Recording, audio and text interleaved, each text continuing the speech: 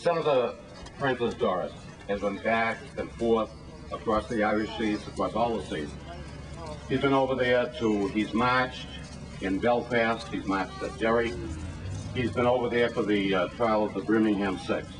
He's been down at my chapel, Our Lady of Good Voyage, to speak on Bloody Sunday and Easter Rising. And he just returned from Washington, where he was yesterday, outside the British Embassy. He's with us today. So it's a real pleasure to present to you Senator Francis Doris from Revere.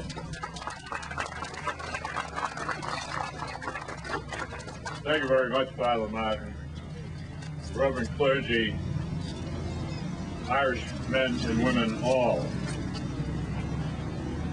My obligation here this afternoon is really a very pleasant one. For it is a time to be spent on reflecting on an Irishman and reflecting on his leadership and on his legacy. We will speak of the man Sean McBride and of his revolutionary background and his peaceful life. In order to reflect, and I'm sure most of you do, because I really feel this afternoon like a preacher speaking to a group of preachers as I look out at the many familiar faces. And we must realize that as the world recently paid tribute upon the death of Sean McBride, that this Irishman was in fact born in South Africa and spent his first 10 years because of exile attitudes in Paris. We should remember in looking upon his life that at the age of 10 he returned to Ireland, and as all of you know, that was a very, very difficult time. And we must remember that what was in his heart and in his mind was truly inbred with the spirit of his mother and father. For it was his father, Major John McBride, who was executed by the British in Dublin, Ireland, in 1916 because of his efforts in the Easter Rebellion. And we must remember of his mother, Maud Gone, and the fact that she was a daughter of an English colonel, and the fact that the fervor and the love of her dedication for Ireland to be free drove that inspiration into Sean McBride. We should also remember that it was Sean McBride who at the age of 16 himself led his own unit in the Irish Republican Army.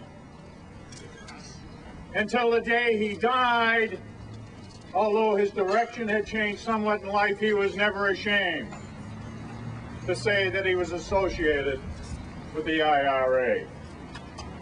And at the age of 24, we must realize that this man became the chief of staff of that same Irish Republican Army. Let me take a very quick journey to 1947. And on some of these matters, I will not dwell too long because there are others to speak to certain issues in Sean McBride's life.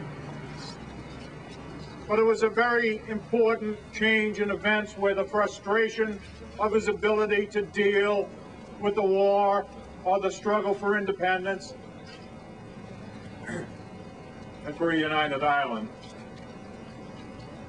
that he went into politics. And it was very important to realize that that transition brought him into a position as Minister of External Affairs, and thus began his involvement in the international movement. But let us, in looking at Sean McBride, look at some of the things that are going on today. There is a political organization called Sinn Féin. was an organization way back then called Sinn Féin. And if you remember the campaign of Sinn Féin, it said, balance. And yet, because someone ran for office as a member of the Sinn Féin party, because that man became president of Sinn Féin, one Jerry Adams, that the United States of America that we know and we love so dearly, a little over a year and a half ago, denied a visa to this man to come to this country to speak to the problems of the partition of Ireland. Denied him the right. And yet, we allow everybody to come in and speak. No matter where they came from in this world or whatever their political affiliations there were. But because of Margaret Thatcher's dominance of the White House in Washington, D.C., it was the one and only reason why a person was not come to speak when we believed, excuse me, so deeply in the First Amendment. And let us speak of Sean McBride's international involvement. Let us talk about the fact, brief though it may seem to kind of cover it in such a shadow, that he not only is the only man to receive jointly the Nobel Peace Prize and the Lenin Prize for Peace. No one else has accomplished these goals. And yes, he was a revolutionary, as there are revolutionaries now struggling for a united Ireland, Gaelic and free. And yes, it was that same Sean McBride who was the co-founder and chairman of Amnesty International. Because of whether it's a Fran Doris or a Sean McBride or any one of you, excuse me, we cannot speak simply of peace and justice in Ireland without talking about peace and justice throughout the entire world.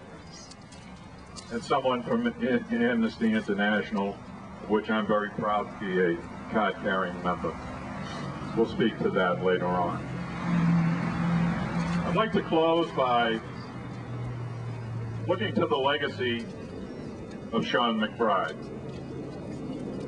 And no matter who it is among us, whether we're at the Waterfront Chapel, standing together in our cause for a united Ireland, to speak out about the oppression of the British government that occupies the 6 counties in the north of Ireland. And yes, it is the 6 counties of Ireland, it's not Northern Ireland, it's British occupied 6 counties in the north of Ireland. Or whether it's standing as we did yesterday, and there was no prouder moment in my life if Sean McBride had in fact been there, but I was, to hear a young, dynamic Irishman by the name of Joseph Kennedy, a member of Congress. And my dear friends, I have been in elected public office for 20 years. It was the first time that a leader of our congressional delegation since I've been around ever spoke out the way he did. And Sean McBride would have been proud. And as Jim Mahoney mentioned at the beginning, the signatories of the letter that was delivered to the Irish, the British ambassador to the United States on yesterday. And it's worth repeating to demonstrate the solidarity. And speaking of solidarity, we have the Polish solidarity represented with us today. But listen again to those names that were with Congressman Joe Kennedy. Martin Luther King III, Cesar Chavez, John Lewis, a black member of Congress, and we really shouldn't have to say black or white, but it becomes very important on this issue because nobody understands the struggle for human rights and justice more than they. The Reverend Joseph Lowry, the president of the Southern Leadership Conference, whose first president was Martin Luther King Jr.